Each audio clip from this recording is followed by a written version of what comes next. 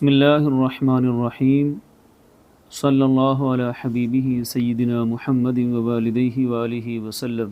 حضرات گرامی، آج کے پرفتن دور میں عقائد کی درستگی اور نجات کا راستہ وہی ہے جو اللہ رب العزت نے قرآن میں ذکر فرمایا، صراط الذین انعمت علیہم، انہی کا راستہ کہ جن پر اللہ نے انعام کیا ہے، انہی کے راستے کی ہم دعا مانگتے ہیں۔ پرفتن دور کے لحاظ سے ہر بندہ ایک نئی تحقیق پیش کر کے سمجھتا ہے کہ میں نے بہت بڑا مار کا مار لیا، لیکن ان سارے مارکوں کا اور سارے فتنوں کا سدباب سورہ فاتحہ کی اس آیت میں موجود ہے کہ راستہ وہی اختیار کیا جائے جن پر رب کا انعام ہوا۔ اس بنیاد پر ہم اہل سنت اللہ کے فضل سے فخر کرتے ہیں کہ ہمارے عقائد کا ایک تسلسل ہے کہ صحابہ اکرام سے لے کر ہر صدی، ہر دور اور ہر قریہ تک دنیا کے ہر گوشے میں جہاں ایمان اور اسلام پھیلا ہوا ہے، وہاں اہل سنت کے عقائد الحمدللہ متفق چلے آئے۔ کسی دور میں بھی اہل سنت کے اندر یہ افتراق نظریاتی لحاظ سے نہیں رہا، اور قرآن نے یہی فیصلہ سنایا کہ انعام والے انہی کا راستہ، انعام والے وہی ہوتے ہیں کہ جن کو رب مقبولیت عطا فرماتا ہے اور ان کے ذریعے سے دین کی اتنی بڑی خدمت کا کام لیا جاتا ہے کہ ان کا فیض پھر پورے عالم میں پھیلتا ہے۔ اسی لیے حدیث مبارکہ میں بھی ہے کہ لا تجتمع امتی علی الضلالہ، اللہ کے محبوب صلی اللہ علیہ وسلم کا فرمان کہ میری امت اجتماعی طور پر گمراہی پر جمع نہیں ہو سکتی۔ چھوٹے موٹے طبقے کا نکل جانا وہ الگ مسئلہ، لیکن یہ ہو کہ صدیوں کی امت ہی گمراہ چلی آئے، جس طرح آج کل کے فتنہ پرور لوگوں نے ایک وتیرہ بنایا ہوا ہے کہ پوری امت کو دین سمجھ نہیں آیا معاذ اللہ۔ تو ایسی سوچ کی نہ قرآن میں گنجائش ہے، نہ احادیث میں اس کی کوئی راہ ملتی ہے۔ اللہ کے فضل سے دین وہی ہوتا ہے جو تسلسل کے ساتھ چل کر آتا ہے۔ اس لیے ہر دور میں علماء اہل سنت، اولیاء اعظام وہی تھے جو دین پر سچا پہرا دے رہے تھے۔ انہی اولیاء کرام میں اللہ رب العزت نے حضرت شیخ احمد سرہندی مجدد الفسانی علیہ رحمہ کو ایک خاص مقام و مرتبہ عطا فرمایا ہے کہ جن کے فیض سے دین اس طرح زندہ ہوا کہ ان کے بعد پھر بڑے بڑے لوگ کہ جن کے ذریعے سے دین کا احیاء ہوا، اللہ کے فضل و کرم سے سب ہی حضرت مجدد الفسانی کے فیض سے ہی سرشار نظر آتے ہیں۔ وہ ایک طویل فہرست ہے، ہم انشاءاللہ پیش کریں گے۔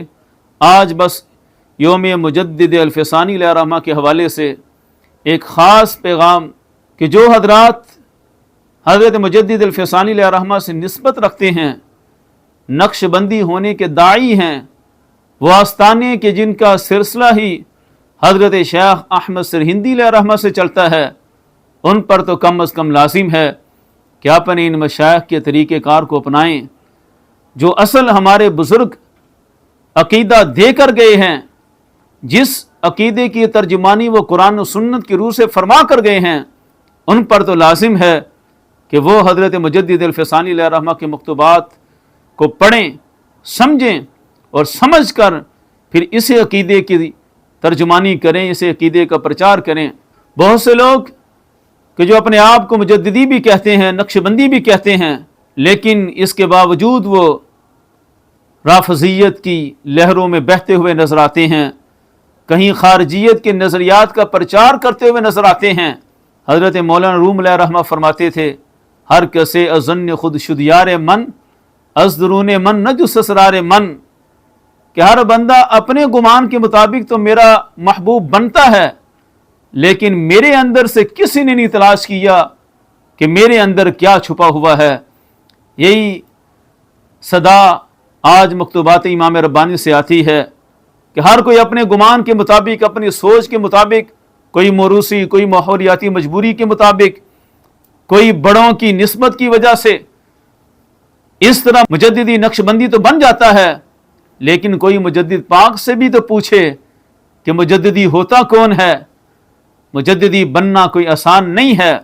تو حضرت مجدد الفسانی علیہ رحمہ اس نام میں بھی کتنا لطف ہے آج لقب تو سارے لیتے ہیں، کاش اس لقب کی حقیقت تک بھی پہنچیں۔ مجدد الف ثانی، الف ثانی جب اسلام کا 1000 سال مکمل ہوا، ہندوستان میں فتنہ پروروں نے بڑی کوشش کی کہ معاذ اللہ اسلام کے ختم ہونے کا اعلان کر کے دین الہی کو رائج کیا جائے، اور یہ چھوٹا موٹا فتنہ نہیں تھا۔ وقت کا حکمران، وہ بھی مغلیہ سلطنت کا ایک بڑا بادشاہ اکبر، دین الہی کو لے کر نکل پڑا تھا۔ وہ دین اکبری تھا دراصل، اور بڑے بڑے اہل علم جو سمجھتے تھے کہ زمانے میں ہمارے جیسا کوئی ہے ہی نہیں، وہ سب بھی دین اکبری کے پرچار میں نکل پڑے تھے۔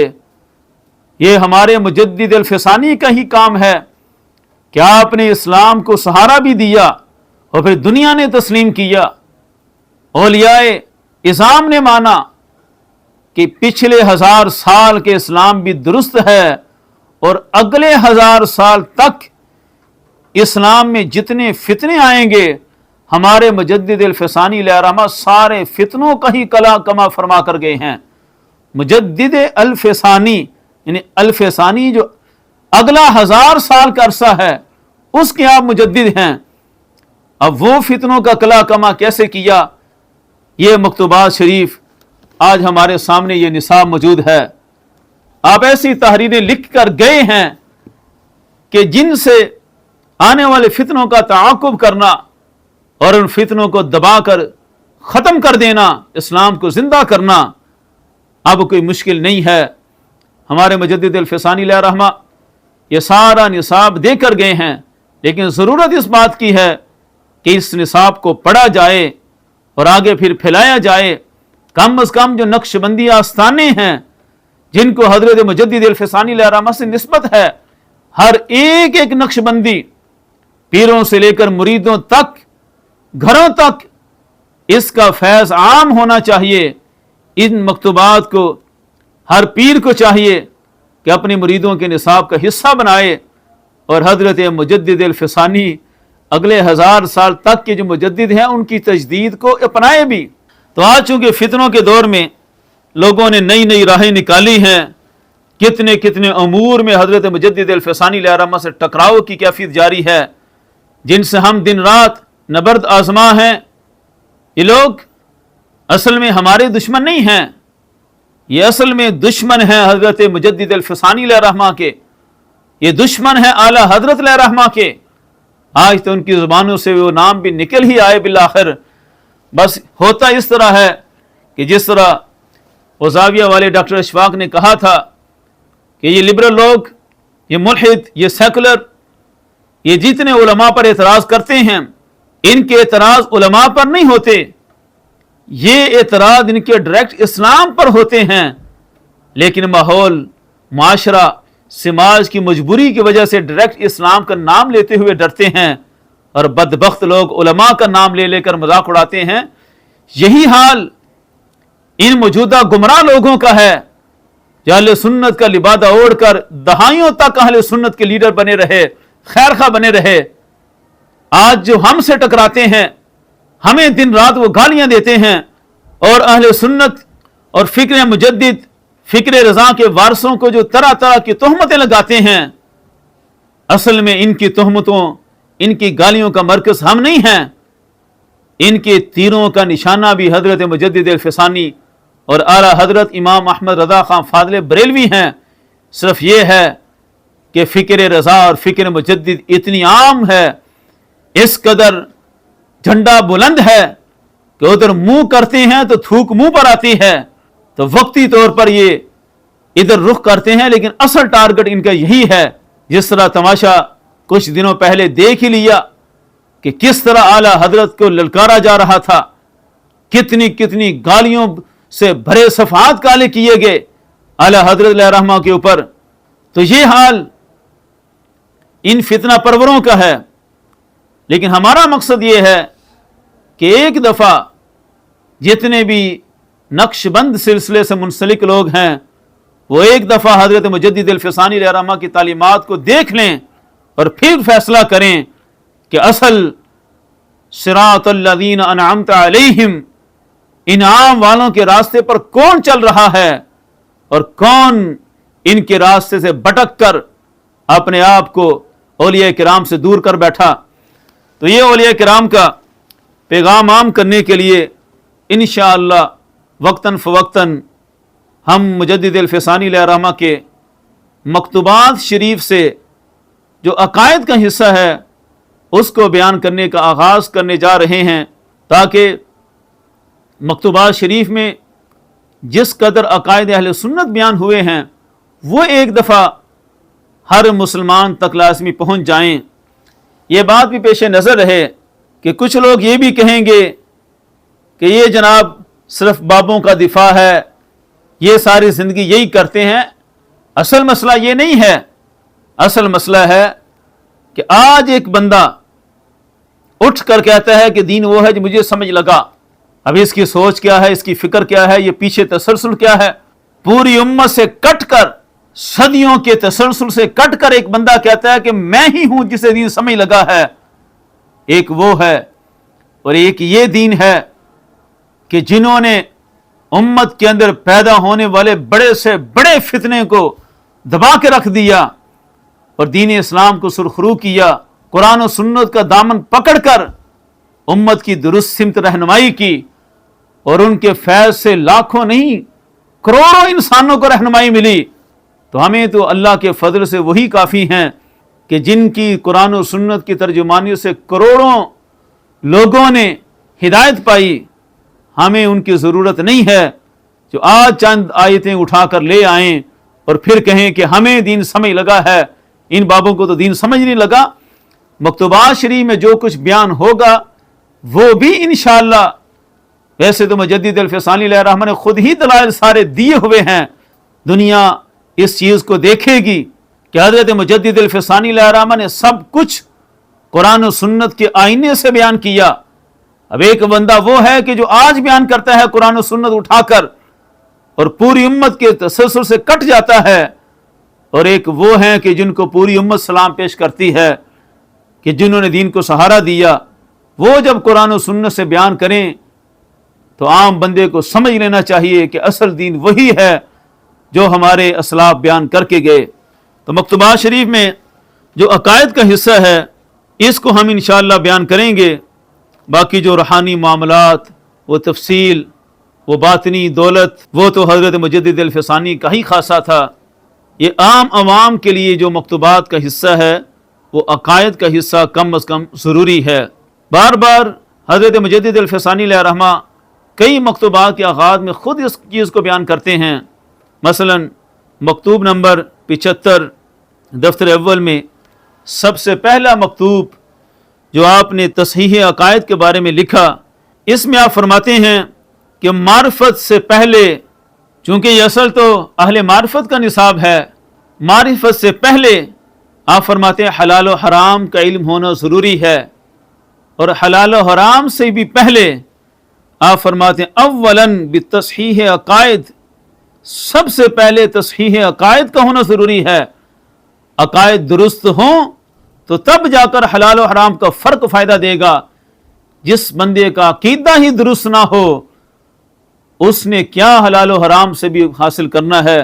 जिस तरह हदीस मुबारक में आता है कि बिदअती का कोई अमल भी अल्लाह की बारगाह में कबूल नहीं होता।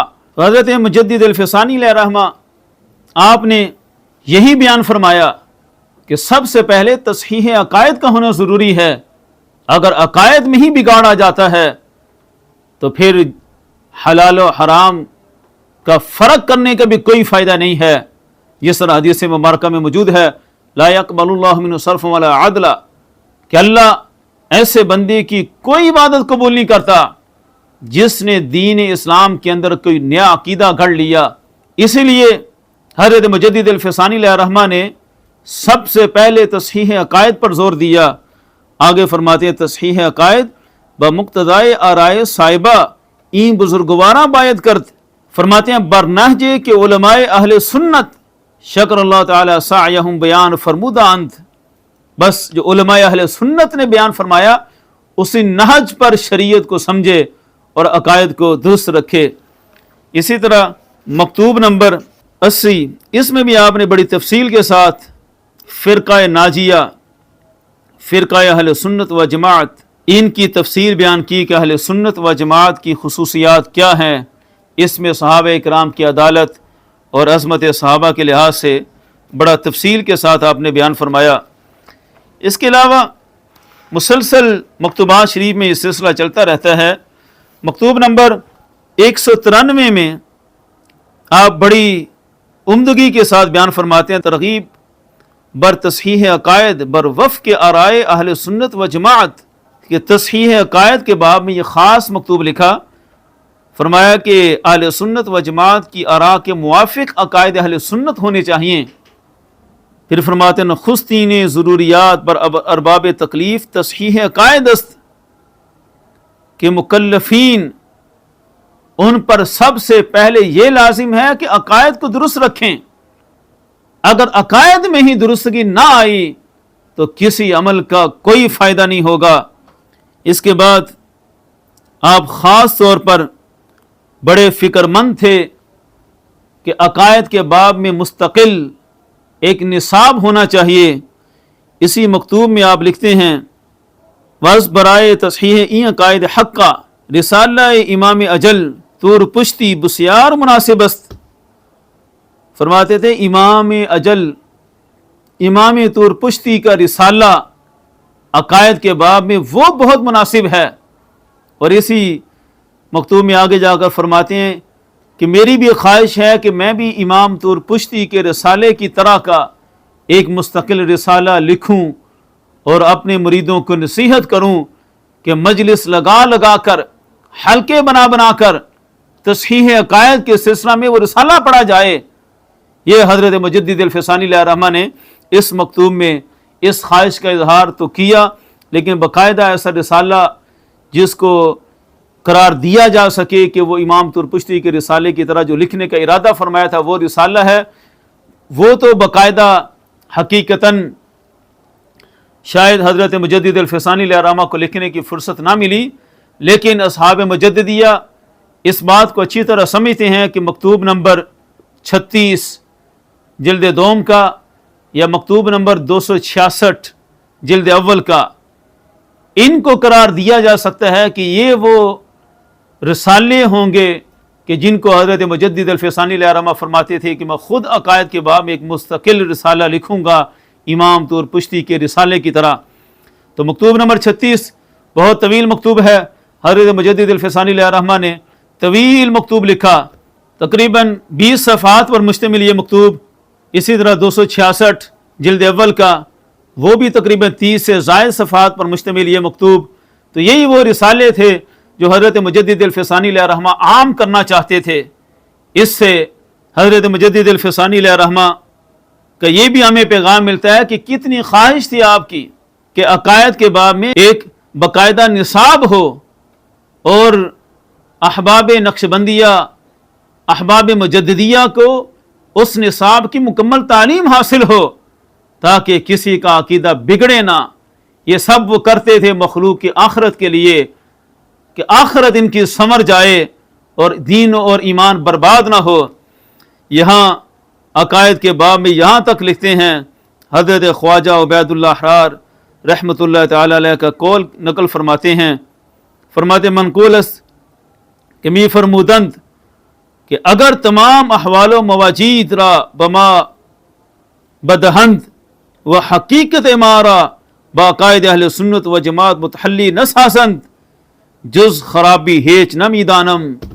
فرماتے ہیں شیخ عبید اللہ احرار علیہ الرحمہ نے اعلان فرمایا تھا، فرمایا ولایت کے بالفرض کتنے در کھل جائیں، یہ بفرض محال بات کی، ویسے تو عقیدہ اہل سنت کے بغیر کیا مل سکتا ہے، لیکن جو باطنی احوال ہوتے ہیں جس طرح تسخیری لوگوں کو یا بعض غیر مسلموں کو بھی یہ تسخیری قوتیں میسر آ جاتی ہیں، فرماتے ہیں کہ سارے احوال و مواجید بھی مل جائیں لیکن حقیقت ما ہماری حقیقت اہل سنت کے عقائد کے ساتھ متفق نہ ہو تو میں سمجھوں گا کہ خرابی ہی خرابی ہے۔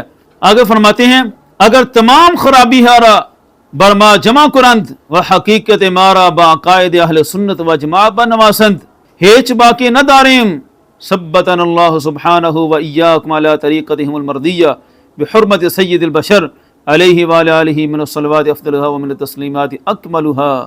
فرماتے ہیں اگر ساری خرابیاں بھی جمع ہو جائیں ہماری ذات میں، لیکن عقیدہ اور ایمان اہل سنت کے عقیدے کے مطابق سلامت رہے، تو پھر کوئی خوف نہیں ہے کہ نجات کا اصل دار و مدار ایمان اور عقیدے پر ہے۔ یہ ہے اصل حضرت مجدد الفسانی علیہ رحمہ کے مشائخ، اور یہ ہے ان کا پیغام۔ حضرت مجدد الفسانی علیہ رحمہ یہ پیغام دیتے ہیں کہ کچھ بھی ہو جائے عقائد کو درست رکھنا، عقائد نہ بگاڑ بیٹھنا۔ اگر عقیدہ ہی بگڑ گیا تو پھر کچھ بھی باقی نہیں بچے گا۔ یہ آج ابتدائی طور پر تعارف کے طور پر یہ چیزیں پیش کی ہیں۔ انشاءاللہ مکتوبات شریف کا ایک مستقل درس ہم انشاءاللہ جاری رکھیں گے اسی صراط الاحسان چینل سے۔ صراط الاحسان اہل تصوف، صوفیاء، صراط الذین انعمت علیہم والے، ان لوگوں کا راستہ اس چینل سے انشاءاللہ حضرت مجدد الفسانی علیہ رحمہ کے مکتوبات اور دیگر اولیاء کرام کے جو عقائد ان کی کتابوں سے منقول ہیں وہ سارے پیش کریں گے تاکہ ایمان کی حفاظت کا بندوبست رہے۔ اس میں مزید سامعین کی آراء بھی پیش نظر رہیں گی۔ کوئی رائے دینا چاہے کہ یہ بالترتیب آئیں یا پھر جو معروضی حالات ہیں کہ جس طرح کا فتنہ اٹھتا ہے اس کے مطابق حضرت مجدد الفسانی علیہ رحمہ کا کیا پیغام ہے اس کو پہلے سمجھا جائے۔